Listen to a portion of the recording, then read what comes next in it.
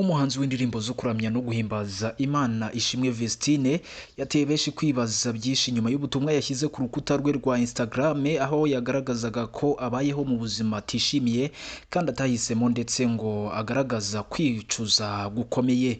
Mu butumwa yanyujije kuri uru rukuta yavuze ati: "Uyu munsi ubuzima mbayemo ntabwo ari bwo nahisemo, mbayeho nabi kandi ibi ntabwo ari byo nkwiye rwose. Ndabizi nafashe icyemezo kibi mu buzima bwanjye ariko ntacyo bitwaye. Imana yemera ko ibintu bimwe biba kugira ngo twige, nize byinshi. Nta mugabo uzongera kumbeshya ukundi kugira ngo yangize ubuzima bwanjye."